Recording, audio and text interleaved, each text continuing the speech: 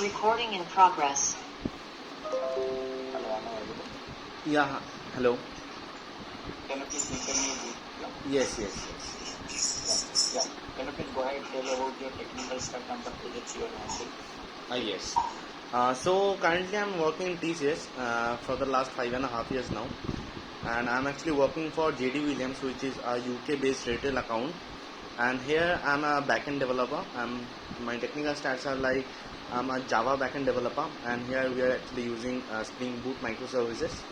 And apart from that, we are using Kafka for inter-service communication, and also like for building and testing purpose, we are using the Docker containers, and also like we are using JUnit for means unit testing with the Mockito framework.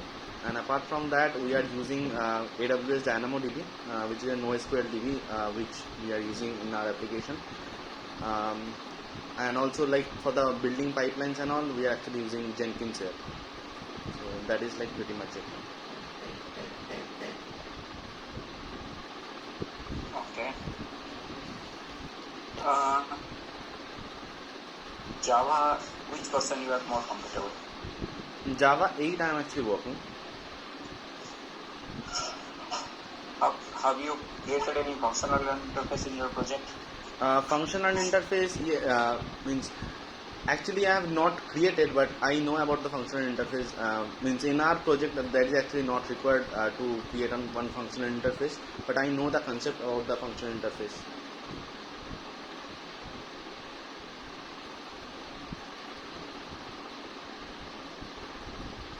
Hello. What is the difference between predicate, supplier and consumer? Sorry. Predicate. What is the difference between predicate, supplier and consumer? That I don't know. Sorry.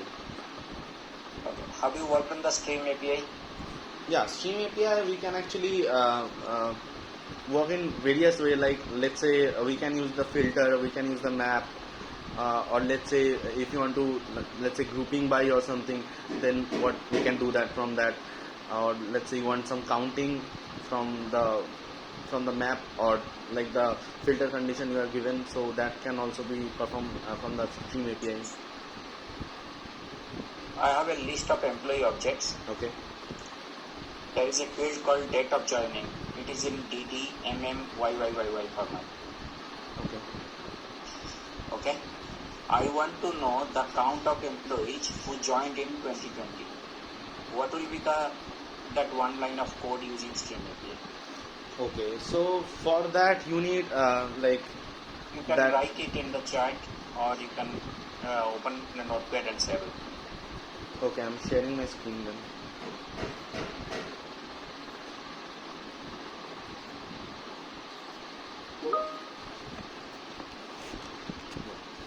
Can you see? Yes. Okay. So you have like one employee list, right? So that you need to stream.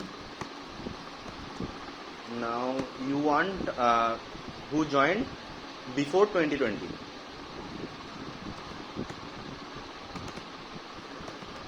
In 2020. In 2020 who have joined. Okay. In the filter condition you need to write like, let's say is your object, then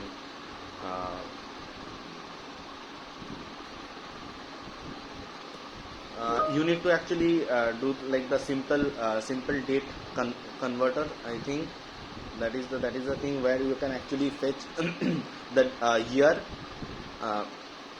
by .get year. You can actually fetch that, and also means that thing I actually right now don't recall actually, but you can actually do that by just getting the date of joining UJ, let's say. So that can actually send you the date, and in the simple date formatter, if you pass that date, and then you just concat. There is a function actually in the simple date formatter to get the year specific. So by that you can actually get that year.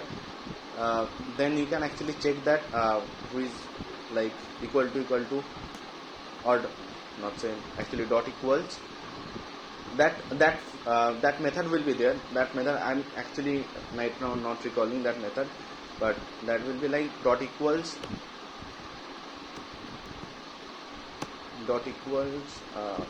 let's say you pass the string, let's say 2020, and then what you have to do is actually give you like in the filter condition what you have written, that that is the count, that employee list will be fetched.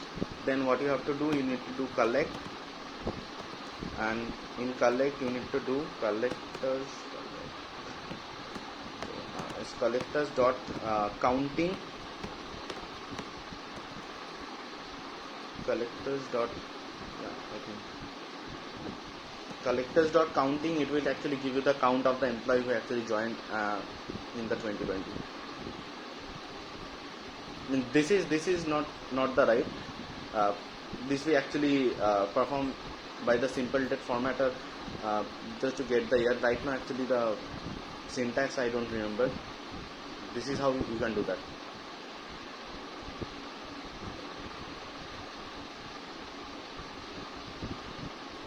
Hello. Okay. What is the purpose of flat map? Flat map. Yes. Actually didn't use that flat map. What is optional in Java 8? Yeah, optional keyword we actually use just to get means to avoid the null pointers and all. If you returning by optional, let's say optional something, that we actually means you can actually do. Then you can actually check like the optional keyword dot if present. Then you can actually proceed further. Otherwise, you can go for the error messaging service. So that we can do. That is actually helpful for avoiding the null pointers.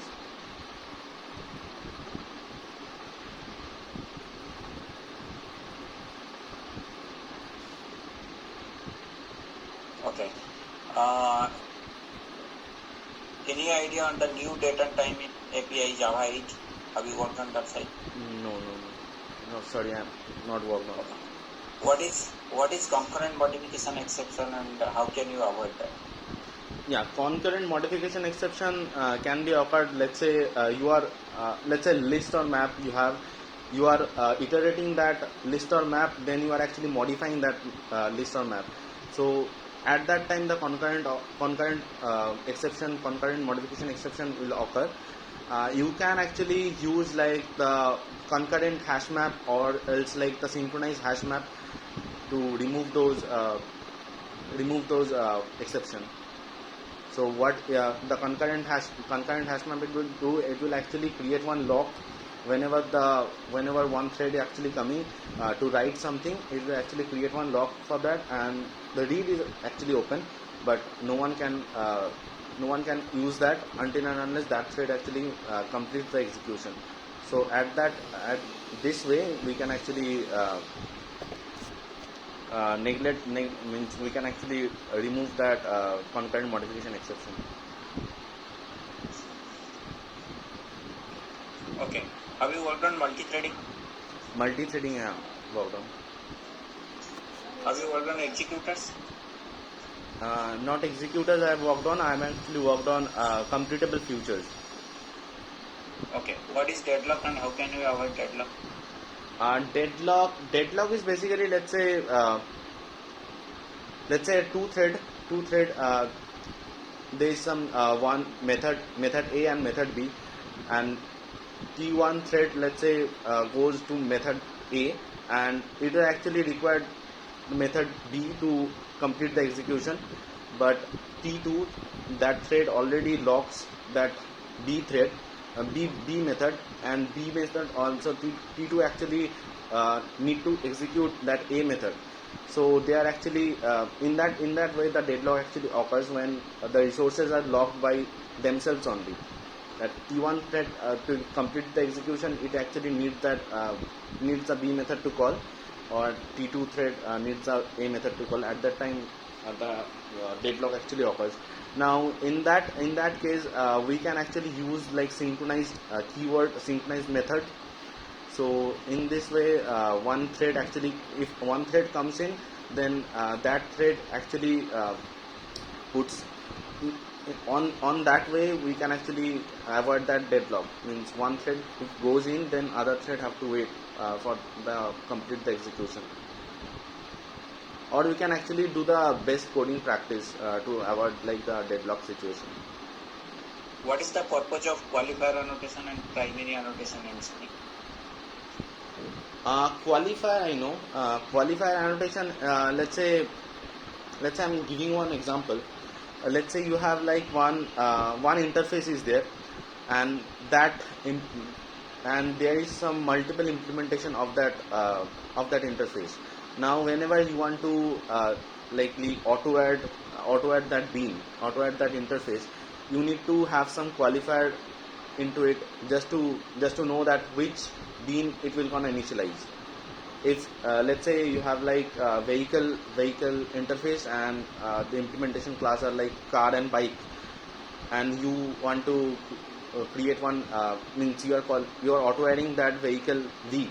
So you need to actually tell that by the qualifier that which bean you are gonna implement, means initialize. You need to mention that car bean or bike bean. That is like the qualifier thing.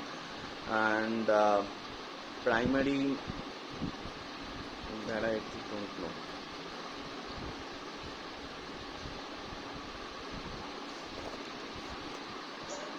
How many types of auto adding are there in Spring, and what is default auto adding? Yeah, auto adding can be like can be of type, can be by name. We can do the constructor auto adding as well. And I think there was like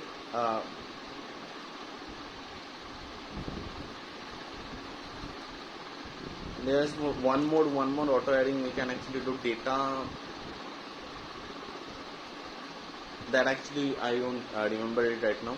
And second question is, sorry. Second, what is default auto adding? Default auto adding. Default auto adding means where you don't just do auto add, means at the rate annotate with auto add, that is the like default auto adding. Means you are having one component or bean, you are just using that bean into another class with just like default means just annotate with auto add. It will actually get that bean for you.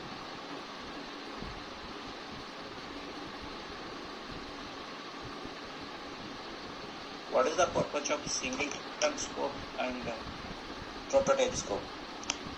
Yeah, singleton. So Spring actually support, means in default Spring actually support the singleton scope. Means whenever you have like means you have created one bean, and you are means you are getting that bean in every time in the same context, you will get the single instance of that bean class. Means every time you will get that only one instance. But in prototype, what it actually do, it means you need to define that proxy classes scope as prototype, scope value equal to prototype. So what it will do, whenever you are getting that bean, it will actually create one new instance and get and return back the new instance whenever you are calling. We can have like all like session, global session, request. Those scopes are also there. Okay. In the same Spring Boot application, I need to configure multiple databases because I have Oracle and DB2. How can I configure? You need to configure multiple databases. Okay. Sorry? You need to configure multiple databases in the same microservice. Yes. Same Spring Boot application. Yeah, same Spring Boot application.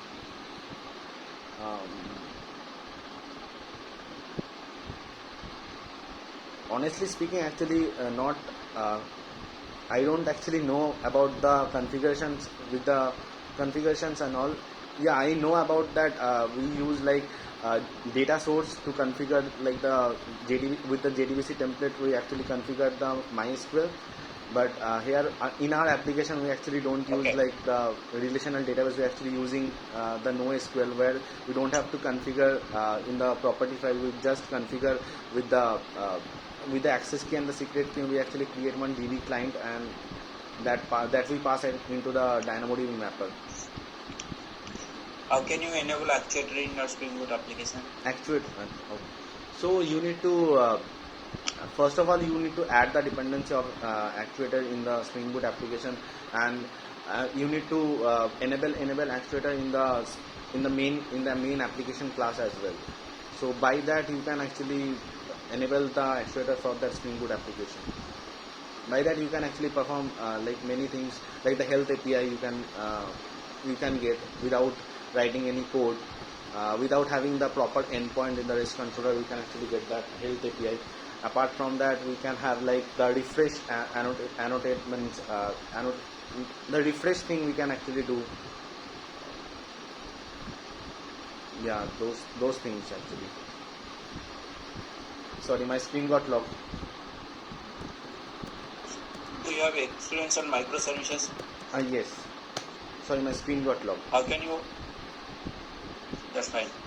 How can you configure OAuth2 or JWT token in your application? JWT token actually you have configured. So what we have to do? So first of all, we need to add the dependency of JJWT. Exactly the dependency factor I don't remember it right now. JJWT and Spring Boot security you need. So what you have to do means, whenever like one user, let's say you get that user input like the username and password, what it will actually do, it will actually pass that username and password and checks from the DB that the username is correct or not. Then we actually checking the password by decrypting that password. We are actually checking that password. If everything is fine, what we are doing, we are actually creating one JWT token. We have some actually method, the method signature is very much long, so that I don't remember it right now, but we pass like the algorithm H5 something. That also means currently I don't remember the algorithm what I actually passed. Then we have to pass the token validation time. So many things we need to pass. Then it will actually create the JWT token for you and send the JWT token, which actually consists of, first is the algorithm part. It actually consists of three parts. First is the algorithm part. Second, you have like the user information, where you have like the username, also the token that means token validation time, and the third part is your like the authentication signature that we are having in the JWT token. So what we do from that, so we are actually passing that information, and the next thing what we do, it actually calls in that authorization header, and we are passing that authorization header into the service, into the service level, to authorize that user that yes, the user can actually access that REST API. So in that REST API, what we do, we actually get that token, and from that token we actually get the username, basically get the username, and create and actually validate that token and save that token in the username authentication, username password authentication context. You are actually saving that, and that context we are actually firstly checking that context is like present or not. Then we are actually passing that. If not present at the first time, then we are actually checking that. Then after that it will actually pass for that REST API. Just a minute. Okay. So that thing we are actually doing. And first of all, we need to means in the configuration file we need to likely bypass some URLs as well. Just a moment. We need to bypass some URLs as well, just to means it actually not comes into the string security. Other than that, it will actually not work. So in the configuration file we need like the ANT matchers, where we pass the endpoints which actually not, we actually giving the permission to use the Spring Boot application. So that thing also we need to configure in the configuration level.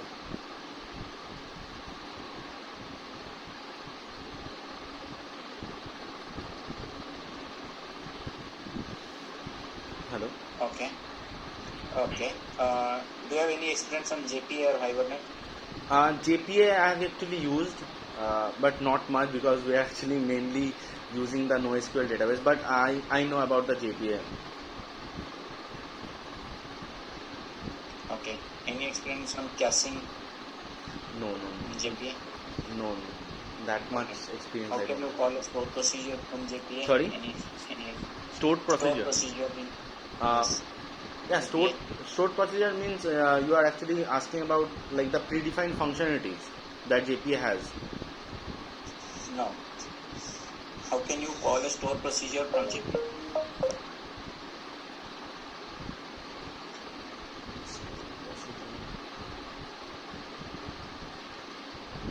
Means I am actually not getting your means stored procedure. How can you call a store procedure from JPA?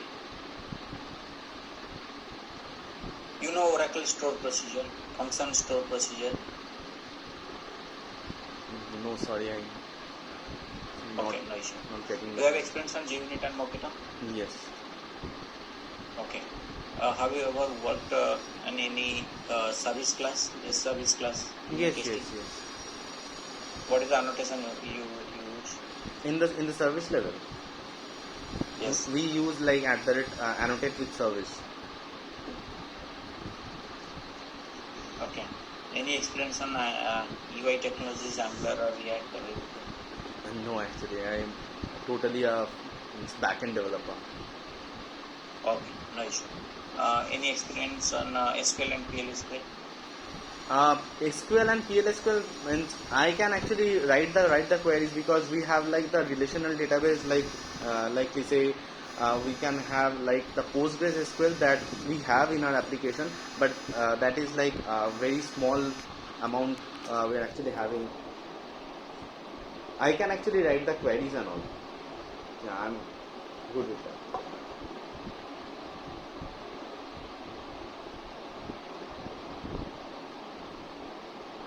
Hello. Hello.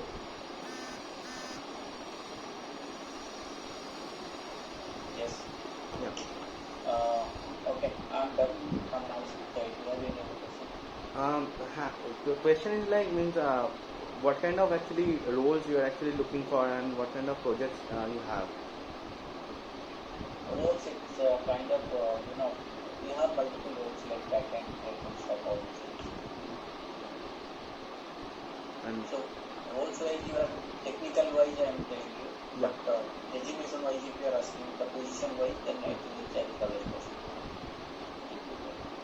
okay. If you are looking for the designation wise. No, actually not the designation wise I am actually looking for. I am actually looking for the role means what domain structure you are having or what domain actually you. I do not have any project specific. Okay, fine. I have only the technical details. Okay. So mainly. It's a full stack. It's a full stack code that I have. Okay. Anything else from your side? Yeah, means any feedback from your end from me. I think you are not supposed to share. It's a HR. Okay. Okay. That is right. Okay.